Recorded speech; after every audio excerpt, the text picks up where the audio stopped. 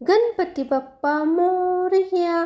शहरातल्या सर्वात मोठ्या बँकेत एक म्हातारी गेली आणि मॅनेजरला म्हणाली, मला बँकेत काही पैसे जमा करायचे आहेत. मॅनेजरने विचारले, किती?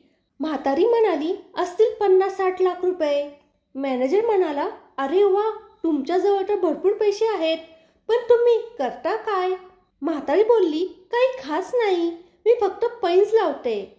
मॅनेजर म्हणाला, पैंज लावून तुम्ही एवढे पैसे कसे कमावलेत? ही तर एकदम आश्चर्याची गोष्ट आहे. म्हातारी म्हणाली, यात आश्चर्य वगैरे काही नाही बाळा, मी आता तुझ्याशी 2 लाख रुपयाची पैंज लावू शकते.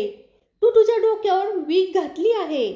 मॅनेजर हसत म्हणाला, नाही आजी, मी अजून तरुण आहे, वीग वगैरे लावत नाही. म्हातारी म्हणाली, मग पैंज का नाही लावत? मॅनेजरने मनातल्या मनात विचार केला, नक्कीच ही म्हातारी वेडी आहे, उगीच आपले 2 लाख रुपये घालू इच्छिते. असं करावं, हिचा फायदा उचलावा, फुकटचे आपल्याला 2 लाख रुपये मिळतील आणि मला तर माहित आहे ना, मी वीग वगैरे वापरत नाही. मग हिच्याशी पैंज लावूया. आणि तो म्हातारी बरोबर पैंज लावायला तयार झाला.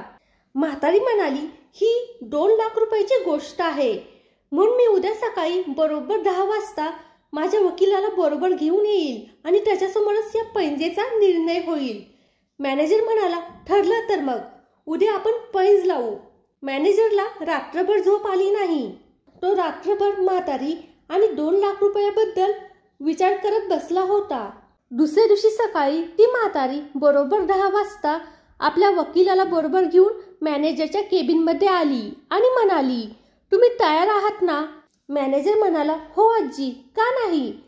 म्हातारी म्हणाली, ठीक आहे, वकील साहेब पण येथेच आहेत आणि गोष्ट साधी सुधी नाही तर 2 लाख रुपयाची आहे, म्हणून मी स्वतःच्या हाताने तुमचे केस ओढून चेक करणार की तुम्ही वीग लावता की नाही. मॅनेजरने क्षणभर विचार केला आणि तो हो म्हणाला. म्हातारी मॅनेजर जवळ गेली आणि त्याचे केस ओढू लागली, पण त्यावेळी अचानक काय झाले देवाला ठाऊक. वकील साहेब उठले आणि आपले स्वतःचे डोके भिंतीवर आपटू लागले. मॅनेजर म्हणाला, अहो वकील साहेब, काय झाले? तुम्ही तुमचे डोके भिंतीवर का आपटत आहात? म्हातारी म्हणाली, काही नाही, यांना जबरदस्त शॉक बसला आहे. मी यांच्याबरोबर 10 लाख रुपयाची पैंज लावली होती. आज सकाळी मी 10 वाजता शहरातल्या सर्वात मोठ्या बँक मॅनेजरचे केस ओढून दाखवीन. हा जोक जर तुम्हाला आवडला असेल तर व्हिडिओला लाईक करा आणि फोटोग्राफी इज माय पॅशन या यूट्यूब चॅनलला सबस्क्राईब करा. धन्यवाद.